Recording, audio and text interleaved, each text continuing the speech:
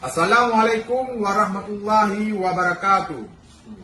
Saya Zulkifli bin Yahya alias Pili bersama dengan rekan-rekan saya lainnya pada hari ini, Minggu 8 Desember 2024, sekira pukul 22.30 WIB di ruangan Satreskrim Polres Aceh Timur, ingin mengklarifikasi bahwa senjata yang ada di video viral di TikTok pada akun Darah Syuhada Aceh dan Aminah Debina adalah senjata mainan, dan kami dalam membuat video tersebut tidak ada bermaksud apa-apa. Selanjutnya kami juga berharap kepada seluruh masyarakat yang menyimpan video tersebut untuk dapat menghapus video tersebut agar tidak disalahgunakan.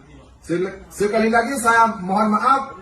Assalamualaikum warahmatullahi wabarakatuh.